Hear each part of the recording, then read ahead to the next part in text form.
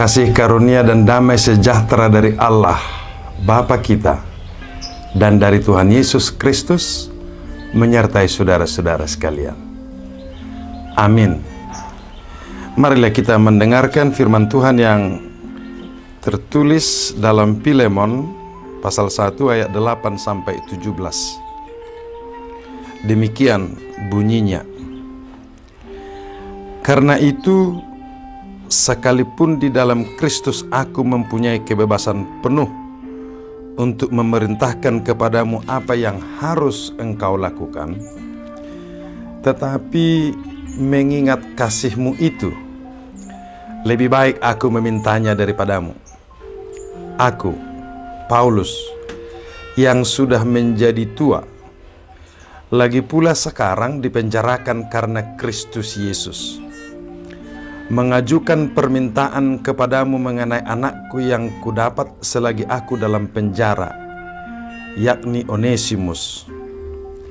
Dahulu memang dia tidak berguna bagimu, tetapi sekarang sangat berguna baik bagimu maupun bagiku. Dia kusuruh kembali kepadamu. Dia, yaitu buah hatiku. Sebenarnya aku mau menahan dia di sini sebagai gantimu untuk melayani aku selama aku dipenjarakan karena Injil. Tetapi tanpa persetujuanmu aku tidak mau berbuat sesuatu, supaya yang baik itu jangan engkau lakukan seolah-olah dengan paksa, melainkan dengan sukarela. Sebab mungkin karena itulah dia dipisahkan sejenak daripadamu, supaya engkau dapat menerimanya untuk selama-lamanya, bukan lagi sebagai hamba, melainkan lebih daripada hamba, yaitu sebagai saudara yang kekasih. Bagiku sudah demikian, apalagi bagimu, baik secara manusia maupun di dalam Tuhan. Kalau engkau menganggap aku temanmu seiman, terimalah dia seperti aku sendiri. Demikian pembacaan firman Tuhan. Saudara yang dikasihi Tuhan Yesus Kristus, surat ini adalah surat pribadi dari Rasul kepada seorang beriman yang bernama Filemon.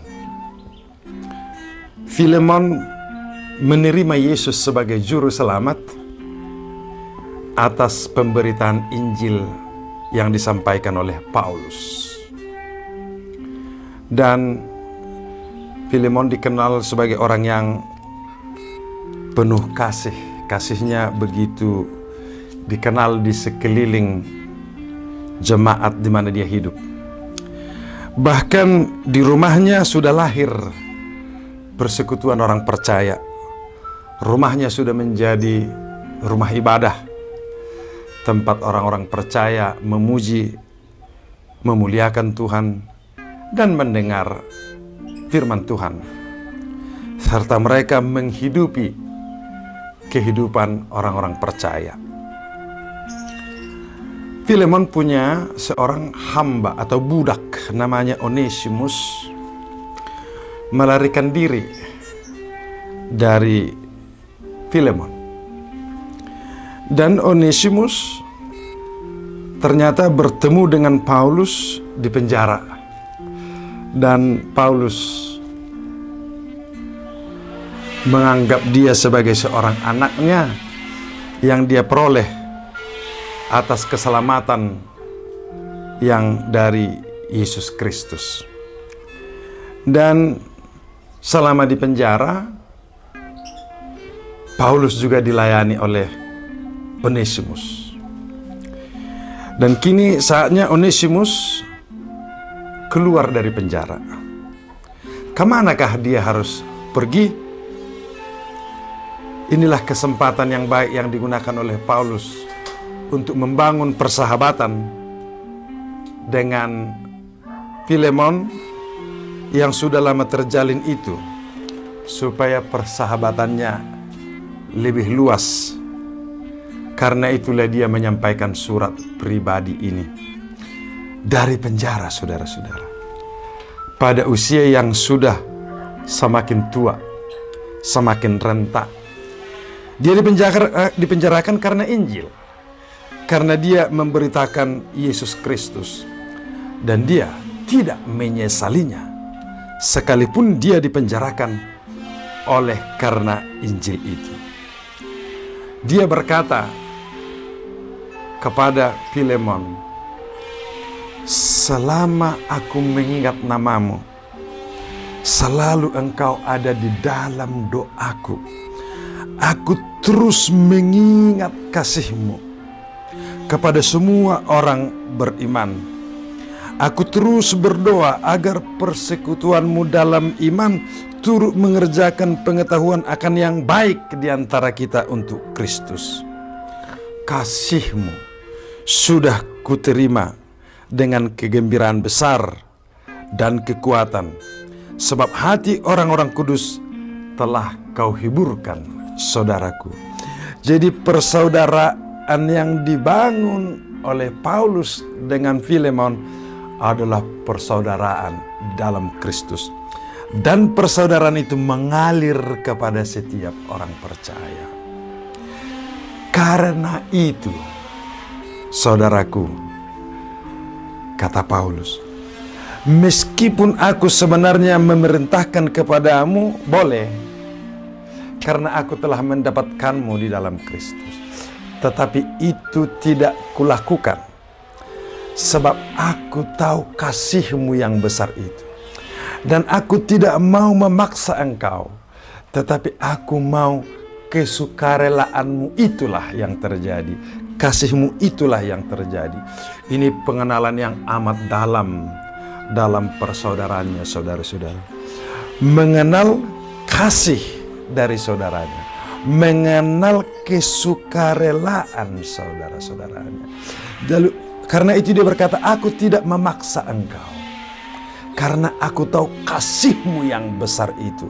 Jadi sejak semula Paulus sudah yakin permintaannya ini akan dipenuhi oleh Filemon, karena karakternya yang penuh kasih dan penuh dengan kesukarelaan. Apa itu permintaan ini? Ini permintaan yang begitu sulit sebenarnya. Onesimus adalah budak yang melarikan diri dari Filemon. Sesungguhnya Onesimus ini harus dihukum lebih keras sebagai seorang budak yang melarikan diri daripadanya.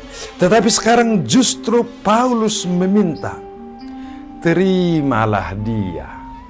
Terimalah dia, dan bukan lagi sebagai hamba, tetapi terimalah dia sekarang sebagai saudara di dalam Yesus Kristus. Aku tahu engkau akan melakukan itu, saudaraku. Begitu ungkapan Paulus. Nah, perhatikanlah saudara-saudara.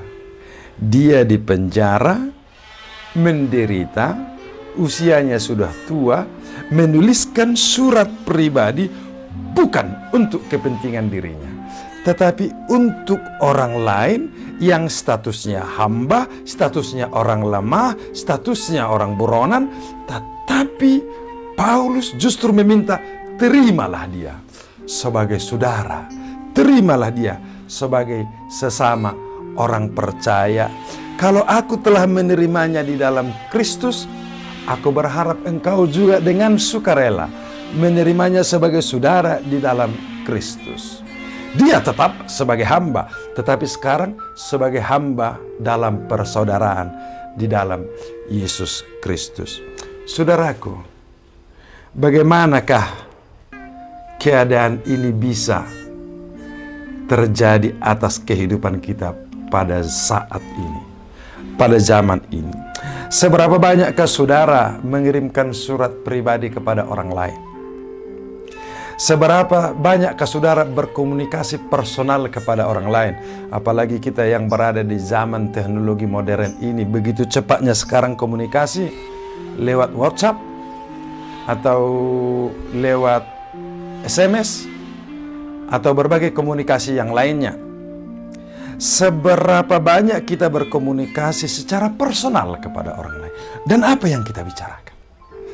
Kalau kita hitung-hitung, saudara-saudara, Seberapa banyak percakapan kita dalam kehidupan sehari-hari berbicara tentang kasih Kristus yang kita terima. Seberapa banyak yang kita alirkan percakapan tentang persaudaraan di dalam Kristus. Saudaraku, dunia kita sekarang adalah dunia bisnis.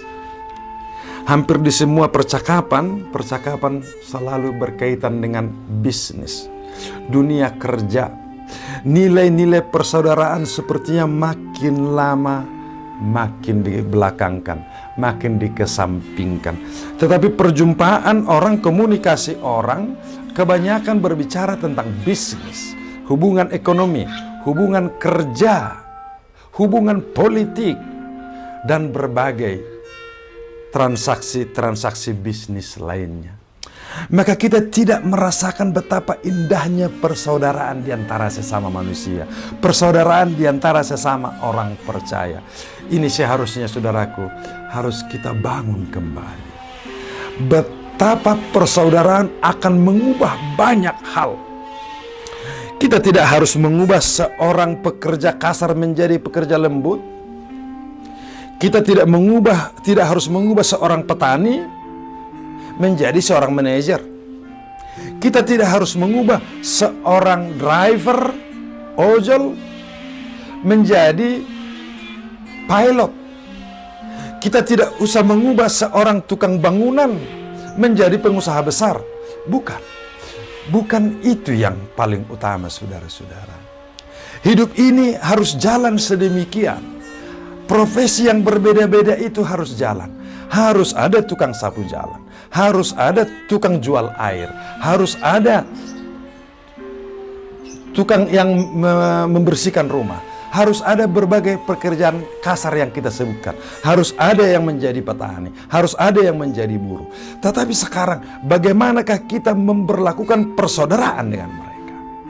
Bukankah hubungan kita sekarang kebanyakan hubungan bisnis antara bos dengan anak buah, antara direktur dengan pegawai, antara pejabat dengan rakyat? Hubungan kemanusiaan makin lama makin hilang, saudara-saudara. Karena kita dikunci oleh hubungan bisnis, dikunci oleh hubungan transaksi.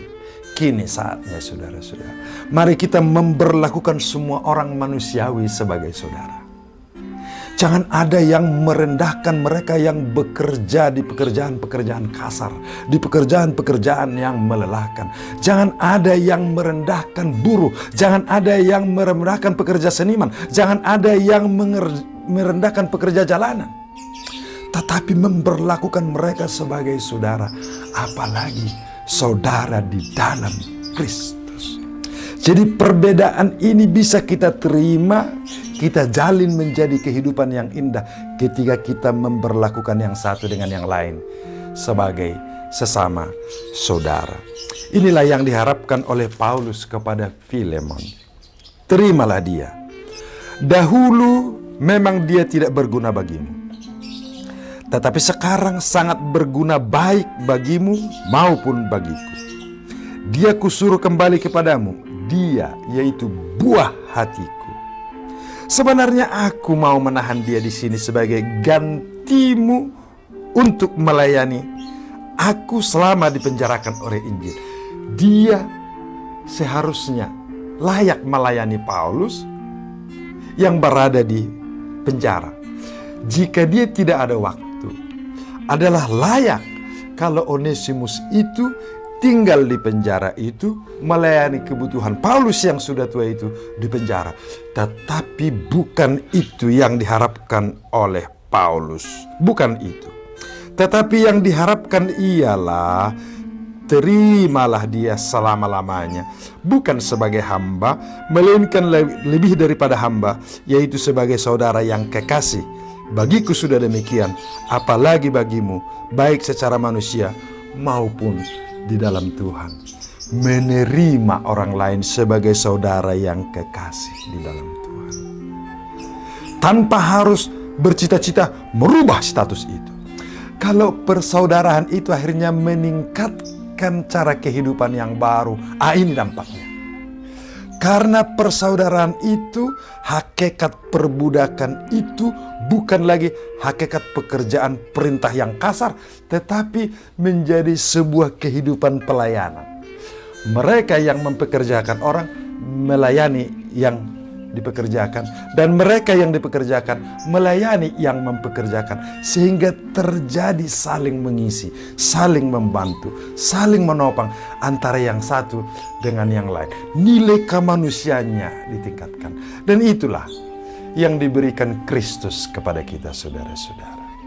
Membangun karakter setiap orang, karakter yang penuh dengan kasih dan sukarela. Betapa indah, saudara-saudara, engkau dan saya akan menikmati bagaimana besarnya aliran kasih itu yang mengubah kehidupan ke arah kehidupan yang lebih manusiawi. Bukan kita lagi yang mengerjakan, tetapi kasih yang terjadi dalam diri kita itu akan mengalirkan persaudaraan itu, mengalirkan kemanusiaan itu, sehingga saudara dan saya menjadi saudara yang diberkati dan dianugerahi oleh Tuhan Yesus Kristus. Amin.